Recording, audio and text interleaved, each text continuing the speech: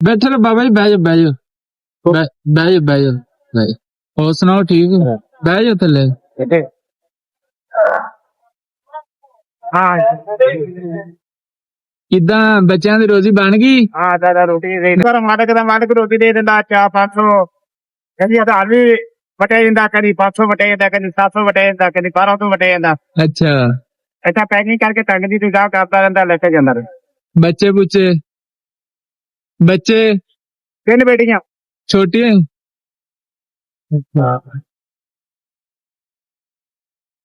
अज दी किवें को रोजी बन गई?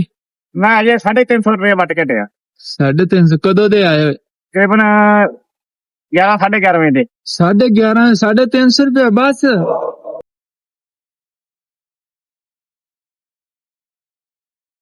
बाबा मुड़ भी देख लो तुसी खुश बैठे हैं, मुड़ भी मुस्कुरा रहे हो। शुक्र है मालिक दा बस शुक्र ही अदा करना चाहिए। ते बाबा जी को खाना खुना खादा? नहीं अजे नहीं नहीं खादा? ठंड भी लग रही, खाना भी नहीं खादा, पेट भी खाली है। अल्लाह खैर करे पहले तो खाना फड़ो। बिस्मिल्लाह हाँ जी मालिक तेन ज्यादा देवे आमीन जी।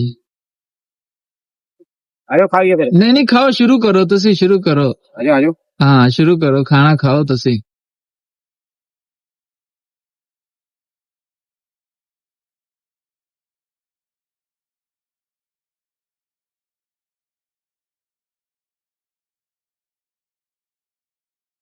कुछ पैसे है भी रख लो। वो कोई नहीं और कोई नहीं, बस बच्चे वाले को ठीक है। अल्लाह खैर ठीक है बाबा जी हैं।